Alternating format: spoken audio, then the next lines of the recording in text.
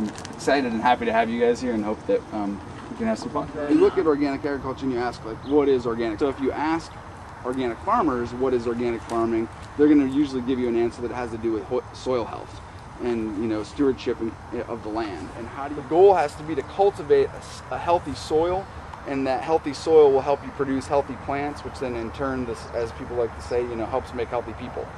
So does anyone have a guess how many soil microbes are in a handful of healthy soil?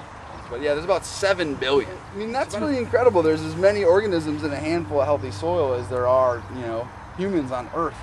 And so what happens is all of those little organisms, basically, they need to eat, and they need to eat some kind of carbon source mostly. So we put cover crops.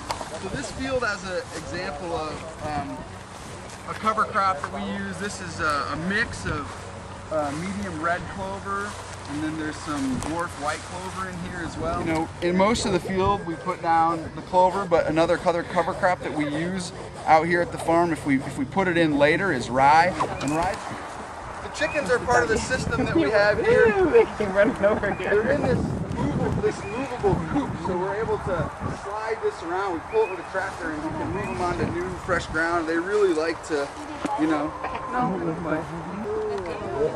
So this is what happens to a lot of our stuff. The thing that we're trying to do with compost is all this stuff has lots of nutrients in it, and we're trying to recycle that nutrient. In the winter time, if it's like 5 degrees outside in the winter, if it's full sun like this, it'll still be like 70 or 80 in here.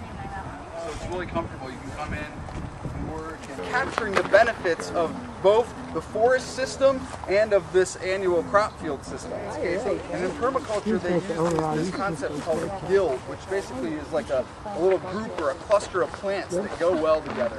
I've got this tall tree in the middle, and I've got these smaller bushes around the edge, and that lets me use my space more efficiently. Now I'm not just using my horizontal space, I'm using the vertical space. And there's sunchokes, the Jerusalem artichoke.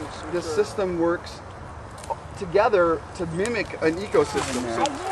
So you've got the corn growing up, you've got the beans growing on the corn, and then you've got down here at the ground level, you've got all this squash growing like that. So you got these 3 plants that when you plant them all together, they all help each other out. So this is the corn that my grandpa's been growing for 50 years, and he just always, you know, I plant it the same way that he planted it, which is that he always takes a couple cobs that are all white and always plants a couple all like blue or purple, or at least has a lot of blue and purple in it, and then he plants one of those, and then he plants a mix of these other red ones and the kind of starburst and feather ones. So you want to put the seed about as deep as it is. So that's a good rule of thumb for all seeds. Like put the seed about as deep into the ground as it is big. Okay. So you can just set it down there, and basically you can just kind of give it a little poke. If you found your favorite cob and it just was the most beautiful cob in the whole world, you wouldn't want to just take that one cob and save the seed from that one cob and plant that again, because you want some diversity in the winter. Because I mean, it's got to be the health. Yeah, it's got to be in its own health benefit being in them gardens. New $400 million hospital, and they have this crazy idea, would you believe it, to focus on wellness instead of sickness. But that wellness part, you know, like you said, coming out and seeing the stuff growing and being a part of it. I mean, we don't spend very much money on food in the United States, and that has a lot of consequences for us as a group of people as a whole. A lot of the food, unfortunately, that's cheap is also food that's not very good for us. And the government subsidizes the production of corn and other crops that they use to make, you know, high fructose corn syrup. So that's really cheap and really available, but the government doesn't subsidize the production of vegetables. Pull them out. Throw that in that pile behind you. The nails are dirty. Okay, good try that. There you go. Let's see your hands.